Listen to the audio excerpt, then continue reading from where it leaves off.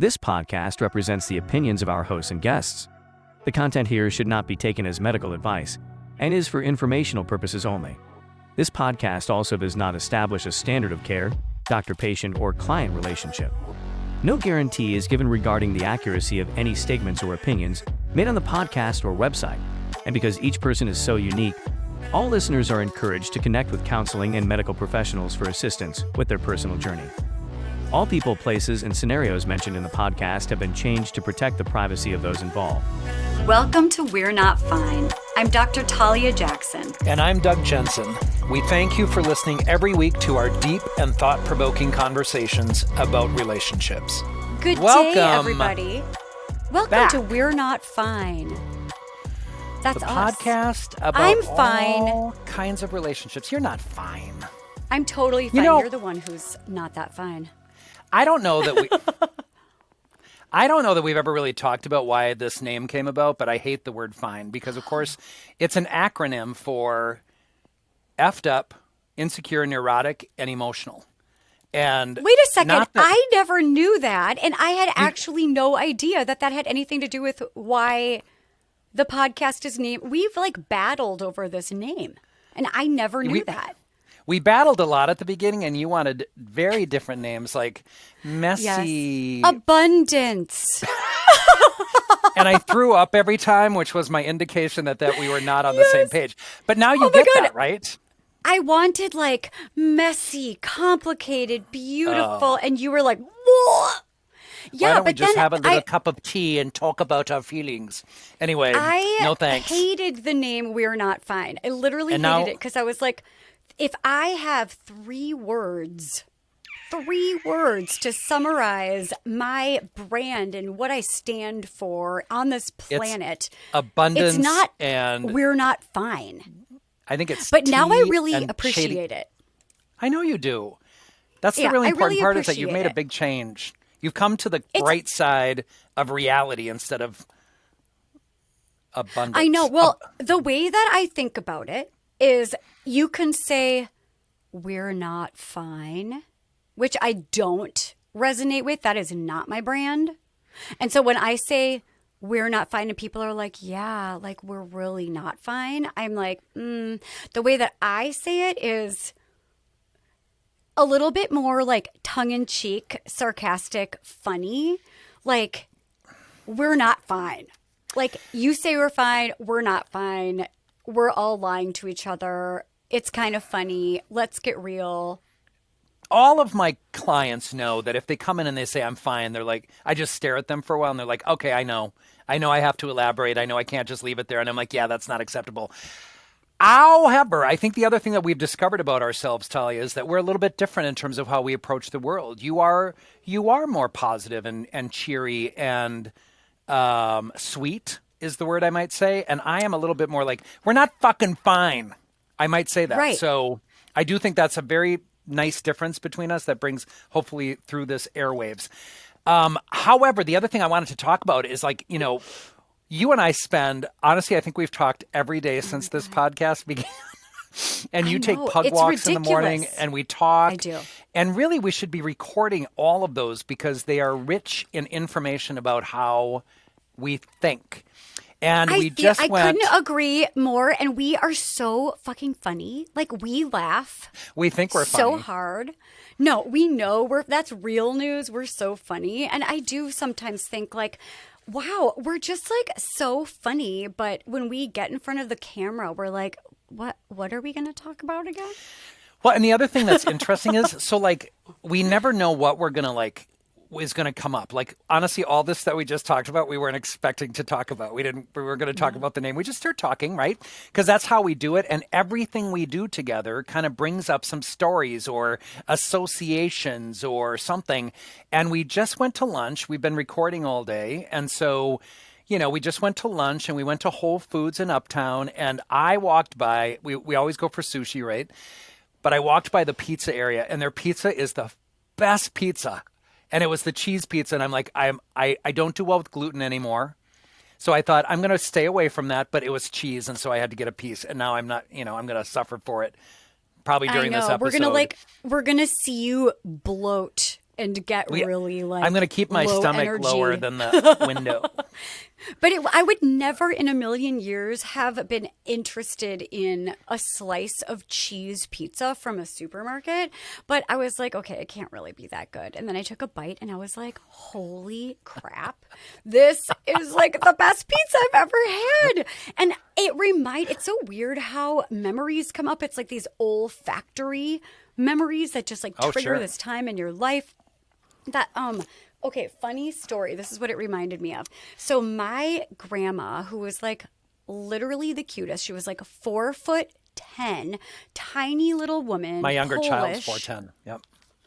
So she was so cute, and like 7th grade education, right? I mean, this was like during the Holocaust that she was like, I think 17 when she became a seamstress, and she spoke a lot of different languages because she may not have had an actual formal education, but she, spoke German.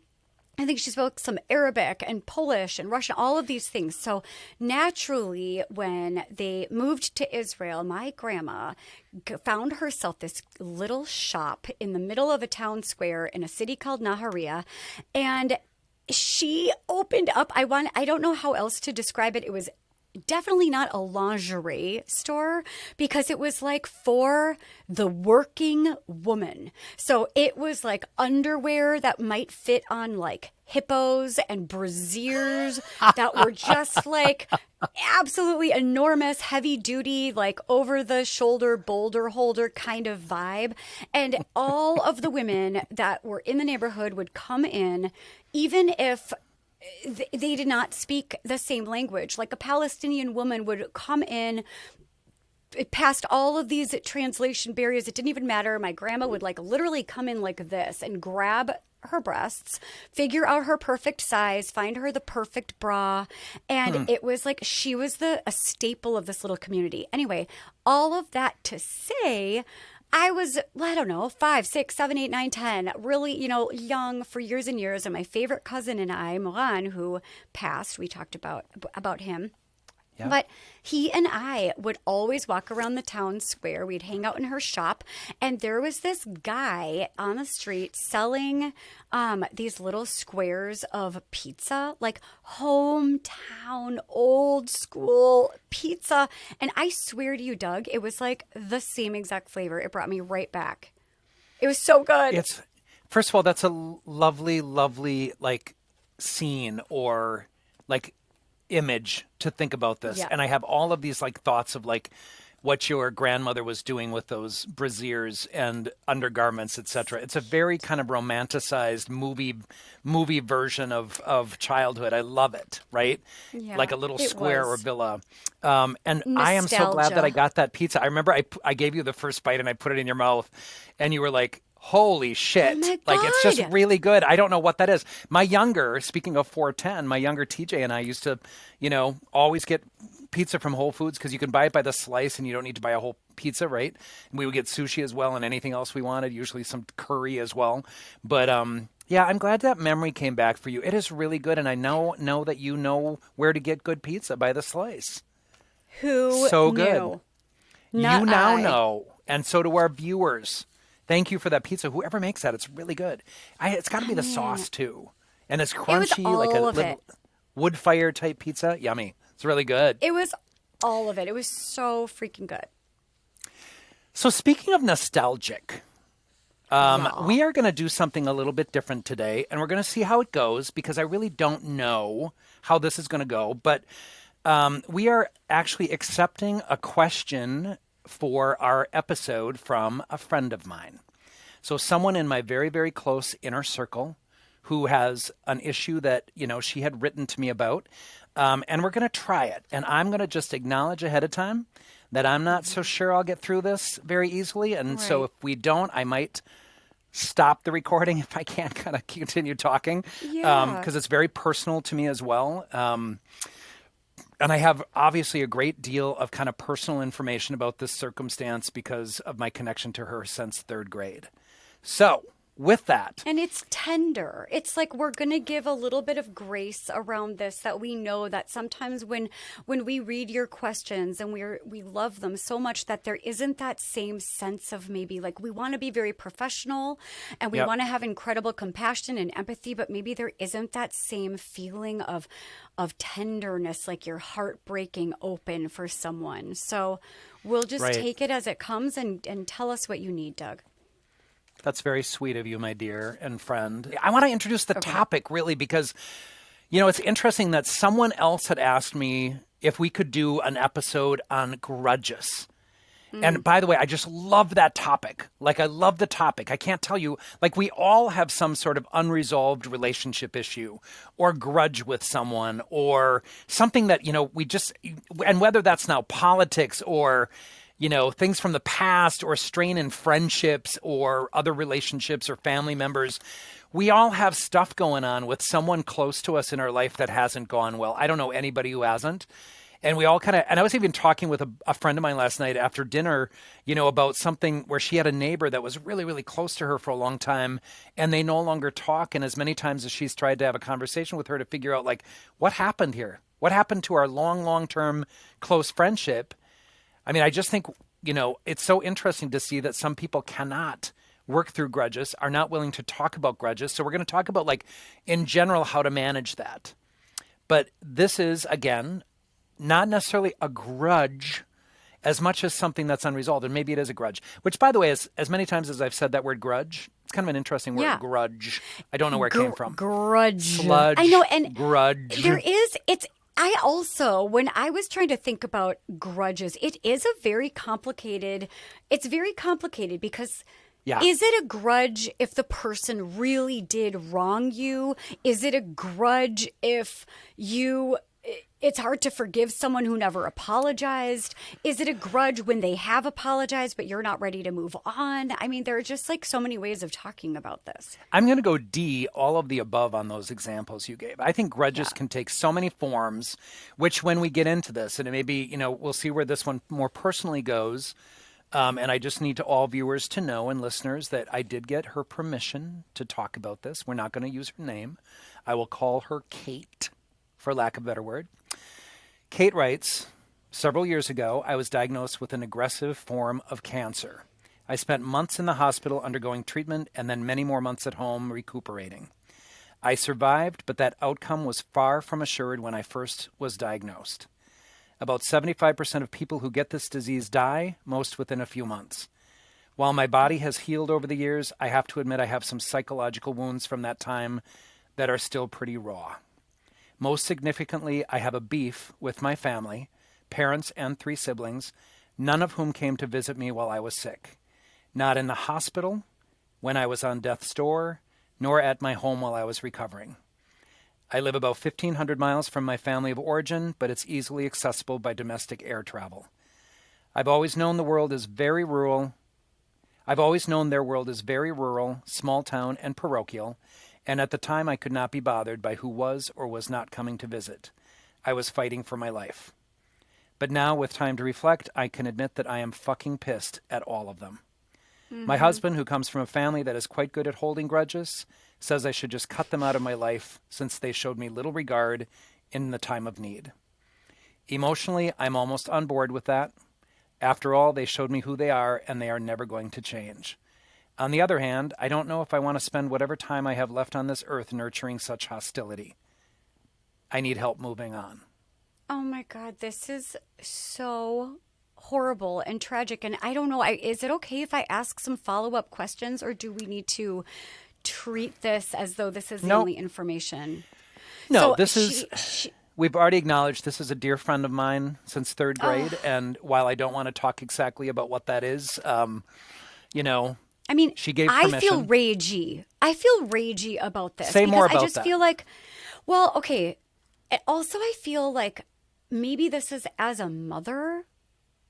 I cannot imagine a scenario that there would be a single obstacle in my way, a 20-headed dragon, a murderer, a 500-hour-long flight that I may not survive. There would be no obstacle so great that I wouldn't drop everything and be there with my kids. Like, what is that? How can somebody sleep at night feeling like my child is at death's door, or even my child got this really scary diagnosis, but oh, I don't travel, or I've never been on a plane, or I mean, I just feel like, what are the obstacles here? How did this not happen? So, Talia, it's an interesting thing, and I'm loving what you said. And by the way, my friend is that type of mother to her children. I mean, she would and never, maybe in a direct reaction to how her family is, right? That you like show up for your kids in a way you've never She would had. never show up it would take anything to get in her way, and she would still get past it to be with her kids. Both she and her spouse. They are incredible parents, and they've been very supportive and created a very good life for their kids. However, it's interesting because we grew up in the same small town. She mentions it's small town, rural, and parochial. It's also very conservative. There's a lot of German Catholic type of background with people. And what I noticed right away, my family moved up there when I was 9, which is why in 3rd grade we were actually seated next to each other, and little did we know we would be lifelong friends.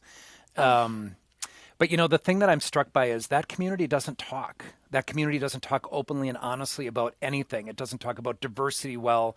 It is probably the most conservative county in terms of voting in the entire state of Minnesota. And so we grew up in the space, and we kind of laugh sometimes, like, how the fuck did we get out and have these different points of view? I mean, it's easy for me to say that I'm gay. And so at some point I had to come to grips with that and understand that how I was raised and the messages that I was given, which, by the way, Rick DeSantis and all of his supporters, all of us were shown straight models and influences and told to be straight and influenced by media in a straight way. And it didn't make any of us not be gay. So this fear that you have that like being around gay people or drag queens will somehow make us something other than we are, it doesn't work that way, Ron. So it might please make use you your head. Dress better. You probably could take some tips from some of us. However, Warning, really get over yourself. Warning. What a very distorted point of view that somehow being around us is going to make people a certain way. So just fuck off. small-minded. It's very fear. It's all fear-based. But so you're painting We the all know picture that. of the county that you grew I up am. in. Okay, so I understand that they're not talking, but like, Right. aren't there feelings? Like, you don't have to talk about your feelings to be completely destroyed by your daughter's diagnosis. Yeah, I think that's part of it. I don't know. I don't know that, and I don't know that my friend knows like what it is that they're really feeling, because she has been home since for family events, and people just don't want to talk. I will say that the other thing that I believe about this scenario is that my friend is highly educated at a really, really high level, as well as highly employed in a very important role. And so given her background, I think she's kind of an untouchable. We've talked about this a lot. Like, we go back to our hometowns, and both of us, taking the life that we have, kind of don't fit in anymore. And we don't think we're better than anybody, but they somehow find us as difficult to understand or be around. And especially if I say I'm a therapist now, people just have a really hard time with that. And, so both of us have that weird experience of going back to our small town. And the last time I was back was for my mother's memorial. And, it's just very odd because people don't know how to talk to us because we're either city folk or we're just different. Yeah. And there's a really big dichotomy, I think, in every state between rural and urban communities. And the truth is we're all the same. We are all human beings, and wouldn't it be great if we could all treat each other the same way? But I feel like I had this similar experience that I hadn't really thought about, that like I'm this city girl, right? And I married a country boy in a, Southern Illinois, really small town of 4,500. And I remember his mom, when I first met her, and may she rest in peace, last thing I want to do is trash my MIL, Sure. now that she is no longer able to fight back. But the first thing that she ever said to me, this has nothing to do with what you're talking about, but it'll get there. But the first thing that she said to me was, because Rob's 6'6", she was like 6 feet tall. She said she was like 5'10", but I feel like she was in Tall, her drink of water. real southern accent, because she was from Alabama. She said, "Well, I would offer to hang up your coat, but I don't have any child-size hangers. That was the first thing she said to me. But I remember that she used to call me. So I was like broken family, right? And they were all about like Christian values and a tight-knit family. I was from a broken family, immigrant parents, Jewish. And she asked me, she was like, what gods do your people believe in, right? There was a lot of fear. She also thought that I was going to single-handedly, whatever children we had together were going to go to hell because of me. Yeah. And she called me private pants because like I went to a private school. And she was always like, okay, private pants, because it was like the same vibe of like, you're not my people. You're probably judging me. You think you're so great, but like you're good at something I don't value, so you can't judge me. But it was this like untouchable, like we're not the same people is sort of the vibe that I felt. Which is definitely part of this whole experience. And, you know, my friend also married someone who is not from Minnesota, of a different ethnicity. And I think that creates an additional sort of fear or uncertainty or unknowingness that might be relevant here. But I want to go to a couple things. And of course, I have talked with my friend about all of this. We have sat in my hot tub and processed what to do with all of this and really the decision-making tree. And that's why it's interesting to have kind of your more objective point of view. Talia, you have not met this person yet, but you undoubtedly will. And, you know, the reality is I have told her, I said, you know, I'm not very good at this. You know, for all of the people, including her spouse, as she indicated in this question, who has told her, like, it's time to cut that fucking cord. I am probably that person. I do not tolerate living in a life with people who are not supportive and who are not loving and who are not considerate of myself. And I think, you know, I have watched the devastating effects of this on her. And one of the biggest concerns I have about grudges, and I can more generalize this, is that holding on to anger, holding on to unresolved, I think she called it hostility. Holding on to that can be bad for your mood. It can lead to anxiety. It can lead to depression. You can have physical health issues like increased heart rate like and blood pressure. Bad for your health. Ulcers. I mean, there are things that come from all of these kind of things that we don't take care of. And so I'm going to tell you, I always go down, and I know that I've talked with my friend about this, but, you know, for anybody who has a grudge similar to this, I always come down to communication again. You have to let people know how it is that their behaviors affect you and how it's affecting your life. Because this is a really tough one. And I am so grateful, I can tell you, that my friend survived. You know, as I sat there during her treatment, with friends and family that were there, her immediate family, her spouse and kids. You know, it's not hard to be there for people. And it is only a trip. I even offered to like be in touch with her family and help them get there. I would travel with them if they needed to, if they were scared of the airline or if they didn't know how to get out of the airport. I would help them get there because I'm from this area. There are solutions, right? There are solutions. I mean, absolutely. One thing I think about is like, I do know why it's hard to forgive and why it's so easy to hold on to a grudge. Because I think for a lot of people, and I've been there, sometimes it feels like if you hold on to that grudge, what you're doing is holding on to self-respect. Like, I will not allow somebody to treat me like this. And then there's something about forgiveness that I think for a lot of people, when they think about, if I forgive you, then I'm the doormat, or I'm condoning your terrible behavior, or I'm saying that I have no self-respect and I'm letting you treat me this certain way. But there are two options, right? I mean, there's also a difference between forgiving and forgetting. So huge difference.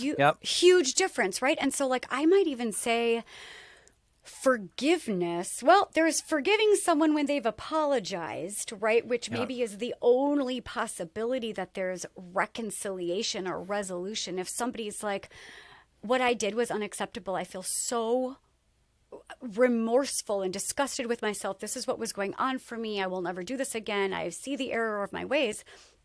It's a lot easier to forgive and then slowly learn to trust again.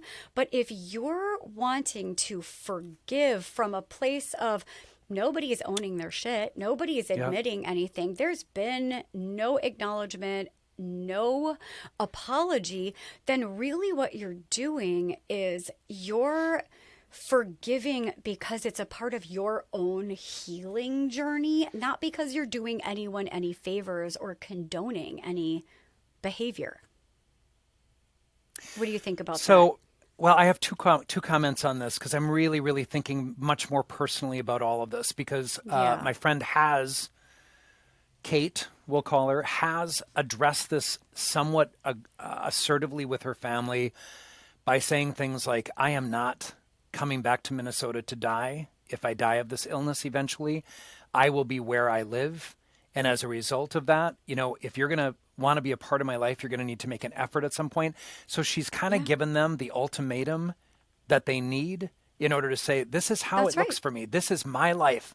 This is where That's I right. need to have my treatment, which, by the way, lives in a city which has the best treatment for her Oh, available. thank It is God. absolutely amazing. She has an amazing healthcare team and amazing supports. She has really built a beautiful life of supports. And I just happen to be the one that has to keep traveling over there, which is okay to me. I delight in Oh, the I in know the city as well. you are such an incredible, incredible friend, which is, it goes to say, It goes we both ways, for choose sure. our family. Yep. Because I think what she's also saying is, Yep. I'm demoting you guys. Like, you are no longer my family. You are my relatives, but I can't count on you. You were nowhere to be found when I needed you the most. Note to self. Well, and the reality is, as many times as, and she wrote this in this letter to us, like the reality is as many times as she asks them to like ask her about it or talk to her about it or be there for her, or if she's hospitalized again, please come, they just won't. And I think that's the hurt that happens. And I want to go to like the more peripheral kind of system. And then I want to talk about forgiving and forgetting. The thing that I'm struck by is, this affects everyone in her family and her friends. Like, so her friends have never met, her friends from her area that she lives in now, which is not Minnesota, have never met her family, I don't believe. Her spouse is affected by this, and because they're not his direct family, has a lot of anger toward them and frustration with them. She has 2 children who have relationships really, really peripherally now with their grandparents and cousins because they never come to their events, graduations, etc. right. My friend is doubting that they would even come to a big ritual like a wedding, maybe, because we just don't know. It's like because of who they are or because of some difficulty that this family of origin has, they just kind of can't be there in any way, shape, or form in this system. So going back to like what, and forgiving and forgetting. So forgiveness for a lot of people too becomes a religious term, and it's not. Forgiveness, in my opinion, is not religious based at all. It is not about spirituality. It's about really letting somebody know, I am letting this go. I have taken a look at all different angles, and in order to live my life as best as I can, in order to stay healthy, in order to keep recovering from what could be a chronic health issue, any of these issues, I need, and I can't walk around with this big chip on my shoulder, right? No, and it's toxic. It's toxic. It will make physically, you emotionally. sick. It will make you sick physically. It will make you emotionally unhealthy. And so letting go of it becomes important. However, and this is where forgetting comes in, and I'll tell you honestly, I am the worst at this. I do not forget betrayal. I do not forget people who have lied to me. I do not forget people who have treated me badly. I don't have them in my life anymore. I just cannot live my life that way. In order to do the work that we do, Talia, which is like you have to be present, you have to be healthy, you have to be undistracted, you have to practice what you fucking preach, right? Which I do. That's right. And so whenever I have some sort of strain in my life with somebody, I can't do it. I have to get rid of it somehow. I either have to address it and move past it, which I've recently done with a buddy of mine. But I also feel like the other option is to say, I can't have you in my life. I need a boundary, which I've done with most of my family of origin. Because, I can't be around them and have them constantly like saying negative things. It isn't even about me being gay. It's about being a city guy who has a professional life and some education and whatnot. It's just that a very you've different abandoned lifestyle. your roots and probably now think that I have you're gladly abandoned my better roots. than everybody. Right. Well, But and I it don't is, think it's I'm like better than there's- anyone, right? Go ahead. Right. And it's like things that people probably assume from your hometown when they're around you, that you're like, oh, you've left us in the dust and now you're doing so great. And it's almost like you have to break free of this really negative energy or small-minded or fear-based or, whatever that is, in order to really spread your wings and have some self-esteem and feel good about yourself. Be surrounded by people who actually celebrate you and show up for you. What a novel concept. And when people take up space in our heads rent free, that they are stealing from you still. Like that crime that they committed that you're feeling so upset about, if it's in the past, or even if it's like bleeding into the present and probably going to continue into the future, it is stealing from you. Every minute that goes by, their negativity and the harm that they've caused or are causing, it's stealing from you. So that's why, I forget about, like, people talk about forgiveness maybe in certain religious communities, but I also feel it's 100% like a part of healing and wellness. And a lot of these older generations, I think, are very stuck in, I am what I am, take it or leave it, can't teach old dog new tricks. I think that's true. I also think, I'm just going to call out a bit of hypocrisy here. I think, and it's not certainly across the board. I'm not suggesting this by any stretch of the imagination, but there are certain people who, because they want to get drunk on Saturday night, go to mass on Saturday night in our community. And I remember thinking, well, that's kind of odd, right? Or the judgmentalness, or the not treating other people as you'd like to be treated, lacking the golden rule. There's such a bizarre sort of hypocrisy. And it tells me, going back to what you said, like you said, small-mindedness. I do think, and I have deep empathy for this. Not everyone can travel. Not everybody can afford to travel. Not everyone can see different cultures and have their horizons widened. And so I feel very privileged for that. And it's really opened my eyes to a lot of things, to explore other cultures, right?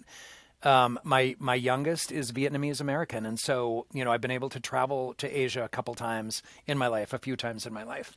So, and I love the experience. I love new experiences. Even going to visit my friend that we're talking about is somewhat of a different experience given how I talk and they talk. So, we make lots of jokes about that. So they all think I'm from Fargo, which is not in Minnesota, by the way. I thought everyone thought you were from Canada. I get a little Canada because I say about. And I don't know what that sounds like to somebody else, but I don't say a boat. I said about. Oh, yeah, you do now. I hear it. Okay, next. So this is what I want to say. Like, and I will, by the way, I will always be there for you, assuming you are listening to this. I will always be there for you in any way you need me to be there for you. And I will come at any time you need me to help out with anything in your life. And I know that. She has been there, by the way. And this is the other pieces. When I've gone through hard times in my life, the funny story about this particular friend is that I broke up with my 14-year relationship and I went into a deep, dark depression, and it was related to some stuff with my mother as well. So I was like really grieving hard, and I called her and said, I need you to meet me in New York. I need some time with you. And I was bawling on the phone. She was positive I was telling her I was going to die. Like I had some death, I was on death's bed with some illness. Well, you were grieving. Oh my God, it was hard. So when I told her what was going on, she's like, God damn it. I thought you were dying. I thought you just got hit by a train and I was coming to scrape you off the tracks. And the truth of the matter is I felt like I was at the time. It was bad. I wasn't eating. I was really distressed, making bad choices. So, there were so many things going on, but my friend has been there for me 100% of the time and would be there for me if I needed her in a minute. And so for me, it goes the other way. This ride or die experience that I have with my friend is something that I will never, ever minimize or take for granted. And so when she needs me, I will be there at any point in the game. So that's why a good reminder that chosen family is always an option for people when they feel like I will never have the love or the experience of maybe mothering or fathering or sistering, brothering, whatever that I really keep hoping that maybe I will have, and I need to mourn that my family of origin is never going to be able to give that to me. But chosen family, that's when you need to put yourself out there, and you're going to find your people that will adore you and be your ride or die and make you feel like you're worth loving as is in a way that maybe your family never could. And I would say a couple things about this. I know that my friend not only has her chosen family that is going to be there for her in all kinds of ways and has her own family that she's created that's there for her unconditionally. But I think when this happens, I mean, you talked about mourning, and I think it's important to understand that this is a loss. When we realize that the family that brought us into the world are not willing to be there for us throughout our lives, they're not really, as parents, able to be there for us in the lovely way that you talked about being a parent as well and what your instinct would be. And of course, I would be there for my kids in a second if anything was going on. Absolutely. As like would I my can't friend. picture an obstacle that we 100%. There is resolve. none. There would never, ever be an obstacle to keep me away from my kids. So I think there's a part of this that it's really this grief process. Like you get anger and you get sadness and you get like, if I just would have done this differently, maybe it's different. But then you get to this level of acceptance, and it's sad because that really means that you need to put a boundary in place in order to not continuously get hurt. And I'll tell you that, you know, my friend and her family have to come back for a family event in the next few months here. And there's some anxiety around it because, you know, you're engaging with people who have never acknowledged this really life-threatening circumstance and traumatic circumstance that you have gone through for a very, very long time. The illness she has is very complicated, right? I can't even imagine. Like, so, I mean, which brings us to, how do you engage with people that have really harmed you to your core, and you're bringing your family, and you're probably going to some event where you maybe need to like fake smile for, I don't even know, but like, how do you have a relationship that is, I don't know, is it fake? It's like, I forgive you because that's a part of my own healing, but I'm not going to do small talk. I'm not going to, like, maybe I'll be cordial. Yeah. I'm not going to, you know what's interesting about I'm not this? going to be vulnerable. It's funny, Talia, you said the word fake. My friend could not be fake if you paid her. Like, she is just a solid, again, incredibly strong, smart. Like I always, the big joke about she and I as well is that we used to play Trivial Pursuit. And when I was in college and I had not traveled at all and I did not grow up with a lot of experience of like being educated in any number of ways, if the geography card came up in Trivial Pursuit, I swear she was on the floor laughing before I could even answer. And I would never answer the correct answer. I would be so bad at that game. Oh my God, it was the worst. I was just the worst. But if geography came up, she would start laughing and then probably fall off her chair laughing on the floor because she knew I would say something stupid like, what's the country south of the United States? And I might say Tasmania, Djibouti, Africa, Djibouti, Australia. Like I just was the dumbest, right? So anyway, we've had pancake fights.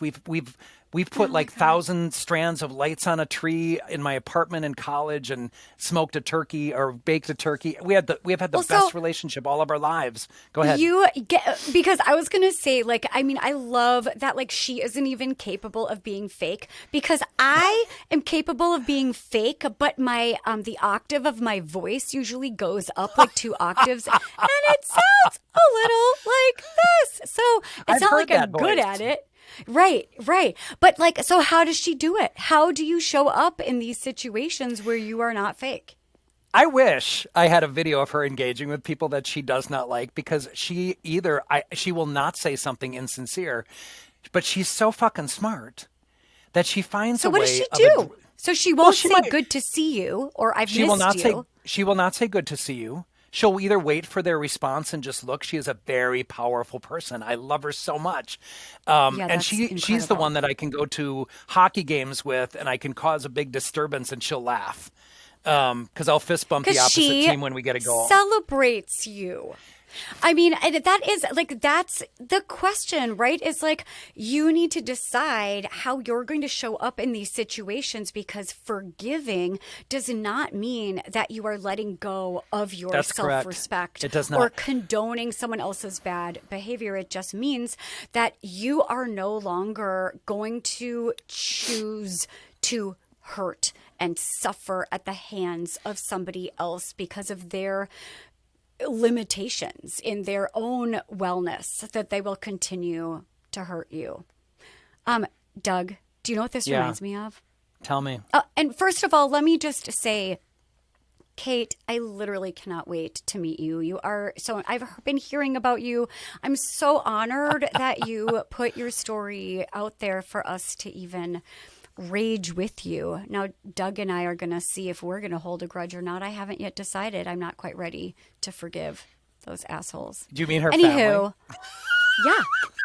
Well, here's the interesting piece, right? Like, because I grew up in this town with her, because I know these people, I know some of her family members differently than I know others. It's very easy for me to be cordial because I would not want to add more stress. Like, I would never have a beef with them on her behalf. I would be there as a mediator to make it easier for her and her family if the circumstance ever arose, as she would be for me, by the way. Right. And she knows me back and forth. She knows exactly what my family of origin dynamic was. So I think there's a part of this, though, that I in anticipation of this upcoming like family event, I'm there when whatever way she might need. At the end of the day, what we're kind of saying is that if you communicate what it is that's going on for you, if you communicate how it is that, you know, people's disregard, or in this case of my friend, you know, how her family is not really there for her during this really life-changing, life-threatening time, and probably will not be there in that way. All you can do, my friend, is let your family know how it is that their behaviors have impacted you. I think your spouse should feel incredibly comfortable letting them know as well what his experience is. I think your kids, who are brilliant young people, can also let them know kind of what it has been for them, although they're much more likely not to, given the fact that you two are the parenting structure and probably have the more visible and capable capacity to do that, because they don't know this family of origin of yours as well as obviously you and your spouse do. But outside of letting them know, and really at the end of the day, like, I want to say something about grudges in general. You know, I think when I've had something that's bugging the crap out of me, or I just don't know what to do with it, I use my iPhone and I use that notes and I just keep writing about it and writing about it and writing about it. I've had a situation in my life recently. I have documented my thoughts every day for like 3 weeks. Just to kind of get past it and understand, like, what's my part of this? What do I bring to this strain with my friend? And this is not the friend that I'm referring to, but another buddy of mine recently. We got into a little bit of a stressful situation. You know, I journaled and journaled and journaled and journaled. And at the end of the day, I get to decide kind of what my boundaries need to be. So there is a part of this too. And for people who do not have the capacity, like sometimes I've worked with people whose family member with whom they have the grudge dies, right? And there's no way to actually tell them in person. I still say, write a letter. You don't have to send it. You don't have to have them hear it, but write a letter. Maybe go to the place. If they are at a burial site, go to the place and say it out loud to them. And even if the person is living, but you know that they cannot respond. And in this case, my friend, I don't know that your family will ever respond in the way you need. But writing a letter that you never end up sending, or end up sending with some revisions, I think we've got to get it all out. We have to express those feelings. You know, and sometimes I talk to myself. I am fortunate to live by myself as an empty nester. And so I get to like vent all over the house. And I will sometimes, even though I have a security system that's probably recording my comments, I hope Xfinity enjoys my rants. I bet you sing what I to wear around the yourself. house or don't. I bet I do you're sing all the doing time. a lot of show tunes. I dance a ton. I've got a couple thoughts just to also kind of like wrap up, you know, Kate's heartfelt message, but just even thinking about, like, if you are somebody who would like to figure out how to even begin the process of forgiveness when you are still just consumed with maybe like a bitterness, injustice, rage, which is very common, it's almost like the first thing you have to do is accept that it means mourning. It's like you've got to accept that what happened really did happen and it might not ever be resolved. So there's a grieving that happens there. And then if you are somebody that can look at that and just be like, I think that it would be in my best interest to forgive for my own well-being, not because I think that this person deserves forgiveness or whatever that is, then it really does sometimes start with either, compassion or empathy of just like, how do I look at this scenario in a way that it's just like, even what this person did to me was unforgivable, right? I don't understand how this even happened, but I'm going to assume that this was the best that this person could have done, even though it was abysmal and not enough for me. And then I get to decide what I want to do about that. But sometimes it isn't like, forgiveness isn't like, I think they're a good person after all. It's more like I'm accepting that hurt people, or I'm accepting that this person has trauma, or that there are reasons why they couldn't show up for me, and I need to let go. Talia, it's interesting how you said that. I think there's a part of this. You said the word compassion. And one of the things that I oftentimes think about with grudges is like, what's your part? What is their part? Try to put your feet in their shoes and see what their experience is. That can be helpful in many ways. But it doesn't mean that you need to forget what happened. And you don't need to forgive. Right. You don't need to forget or brush away how you feel. Because I think we oftentimes take over responsibility for either being more capable or healthier or more capable of talking. One of the things you and I talk a lot about, Talia, is, we talk all day long, and we talk about communication and how to communicate, and we give scripts to our clients and help them figure out ways to talk to people that otherwise might be difficult. And it can sometimes be so simple from where we sit, but it's not easy to do. Right. Communicating directly is not easy. And then the recipient needs to be able to handle that information. And so there really is a part of this that I don't know that her family will ever be able to do that. And so what do you do in the case of that? And it really is about boundaries, because you're going to keep bumping up against the wall and your head against the wall if you keep thinking there might be change. I don't think she has any delusion that there's going to be some change on their part. Right. I think she knows what their limitations are. She's accepting and ready to make a decision about how she wants to move forward with her life. This is what I think, though. I don't believe she has any delusions about, them being able to all of a sudden open up and say, I'm so sorry I wasn't there for you. Of course I will be there for you, my dear daughter. I think she's also seen as, and I've told her this, I think she's been seen as very independent. She does not need a lot in this life. But, it's almost like forgetting she's a person. And forgetting that she's a person who has feelings and needs and still wants her mom and dad and siblings to be there for her, like anybody else. Yeah. That's the worst part of the mourning, right? Accepting that this is what it is means that you're mourning the family that will never be there for you in the way that you wanted. I just want to say to her, I am your family. You are my family. And of course, we're going to be there for each other no matter what. I love you very much. Well, and I love you too, and I haven't even met you, but thank you for sharing your beautiful story. I mean, I just was really wanting to talk about beef. Beef. So bad. You told me to watch Beef, and so I binged. I harassed you on the daily. But this is I feel like it would be remiss to not bring up Beef in our grudge episode. I agree holy crap. So what did you think of it? And we're not gonna give any spoilers, although all I want to do is talk about the last two episodes. But we're not going to give any spoilers. And I just want to acknowledge that I know there's been some controversy with that show because of one cast member who has been accused of inappropriate sexual conduct. And I don't want to diminish that in any way, shape, or form. My older daughter, when I was telling her how wonderful I thought the show was, because I love the two lead actors in a really huge way. Oh my God, obsessed. Neither one of them are the people, by the way. Yes, and someone in a cast can be an absolutely horrible person, but it doesn't take away how freaking good that show was. And I feel like it was a psychologist's dream. The shadow selves and how much they hated each other, desperately. They were going to literally die trying to kill each other and ruin each other's lives and get out on top. But what we will tell you, without going into too much detail, is that, and by the way, when I saw the word beef on the Netflix screen, I'm like, is that about meat? Right, and of I course. did not watch it. So then I watch brilliant. it. And you immediately get into it, and it's like having a beef, right? But what I will say is that, like most things, unlike my friend's situation that we just discussed, the reality is this beef was not about what really happened.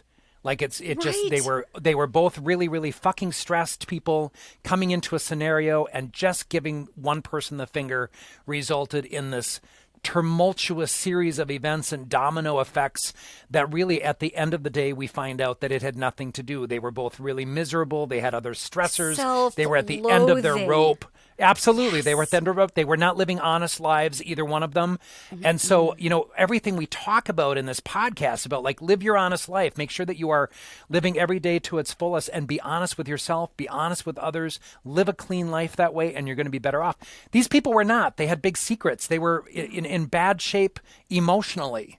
And so that led to them getting into this road rage, I'm going to call it. Yeah, where they were literally right? going to tear each other apart to the death, which is why the ending, which we're not going to talk about, was like so beautiful in terms of just like feeling like there is one person on the planet that you don't have to hide from, or you can just leak your ugly and you will still be loved and accepted.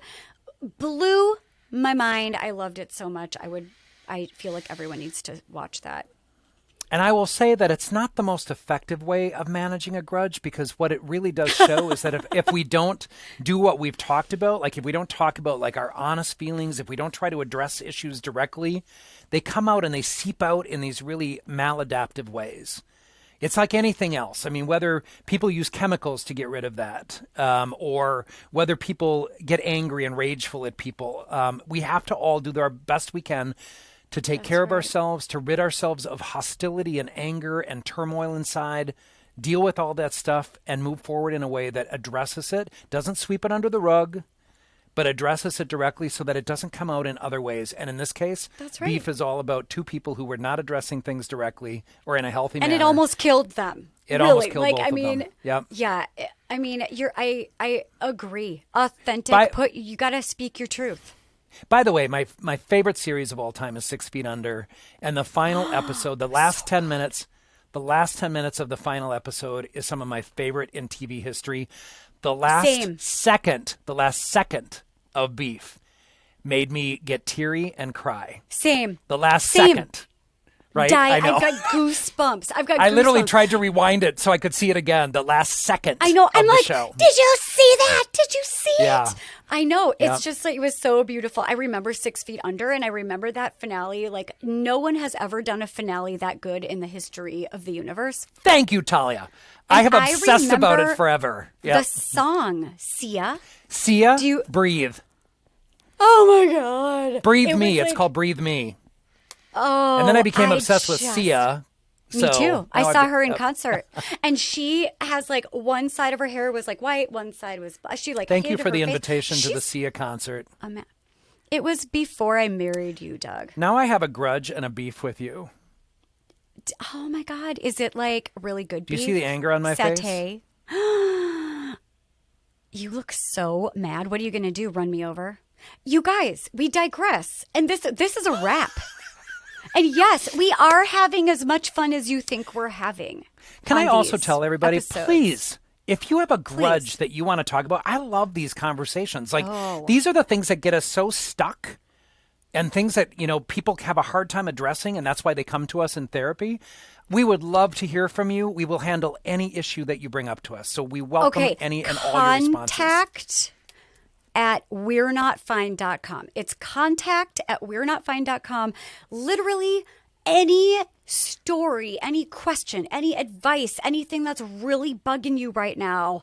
Tell us about your roommate. Tell us about your own experience. Like, just give it to us. This is like, as you can tell, this is just our jam. We can't get enough. And we're so grateful Before that I start singing Sia and Breathe Me and doing the background vocals and instrumentals with my voice, I will let all of you go and wish you a great week. We'll see you next week. Have a beautiful week. See you next time. Bye.